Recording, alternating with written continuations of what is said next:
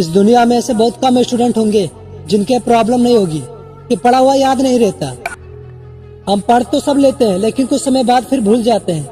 तो हमारे पढ़ने का मतलब क्या निकला? ऐसे में सारी मेहनत बेकार चली जाती है। मैं आपको ये पहले ही बता दूं कि आप पढ़ा हुआ याद नहीं रख सकते। इसका मतलब ये नहीं कि आपका दिमाग कमजोर है। सोचो कि आपका दिमाग हर चीज याद रखे तो हमारे दिन भर में ऐसी बहुत सारी घटनाएं होती हैं, तो हमारे दिमाग का कचरा हो जाएगा अगर दिमाग सारी बात याद रख जाए तो। वैसे में हमारा टॉपिक है पढ़ा हुआ याद कैसे रखें। अगर इस प्रॉब्लम का सोल्यूशन निकल गया तो आप हर चीज को याद रख सकते हैं। आप अपने एग्जाम में टॉप कर सकते हैं। पढ़ा हुआ याद रखना मुश्किल नहीं है, लेकिन हम इसे काफी हद तक कंट्रोल कर सकते हैं, लेकिन पूरी तरह से नहीं। मैं आपको इसे 3 तरीके बताने वाला हूँ। अगर आपने फॉलो कर लिया तो आप पढ़ा हुआ हमेशा याद रख सकते हैं। लेकिन मैं जो आपको टिप्स में ये बताऊंगा, मैं अपने एक्सपीरियंस और रिसर्च के साथ बता रहा हूँ। जो हमारा पहला पॉइंट है वो है स्टडी लेस स्टडी गुड। भले कम पढ़ो लेकिन अच्छा पढ़ो। बिल परेटो ने इस दुनिया को महान सिद्धांत दिया है जिसे कहा जाता है 80-20 रूल्स। इन्होंने ऐसा नियम बनाया है कि दुनिया की हर वस्तु में हर जगह पाया जाता है।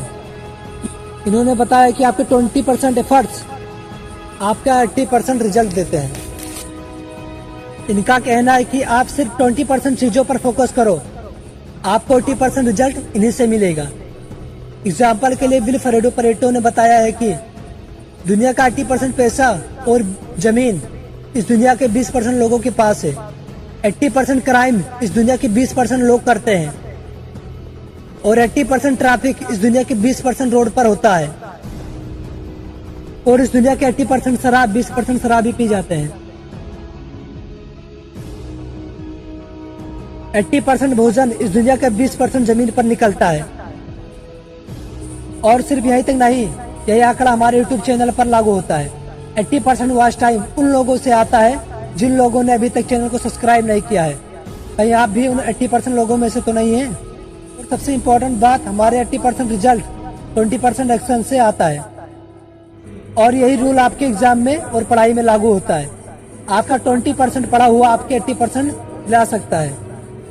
आप 20% मोस्ट इम्पोर्टेंट टॉपिक को पढ़े और वही 20% आपको 80% दिला सकते हैं। और हमारा दूसरा पॉइंट है मॉर्निंग स्टडी। जो हमारे टीचर बुजुर्ग लोग बोलते हैं बेटा सुबह पढ़ो, वो ऐसा क्यों बोलते हैं? इसके पीछे बहुत बड़ा रीजन है। उठकर पढ़ने के 2 सबसे बड़े फायदे हैं। सुबह के समय हमारा माइंड कंट्रोल में रहता है, कंसंट्रेशन बना रहता है और हमारे माइंड पर कोई प्रेशर और डिप्रेशन नहीं होता है और हमारा माइंड फ्रेश रहता है। हमारे प्राइम मिनिस्टर श्री नरेंद्र मोदी भी बोलते हैं कि सुबह उठकर पढ़ो। और जो हमारा लास्ट पॉइंट है विजुअलाइजेशन।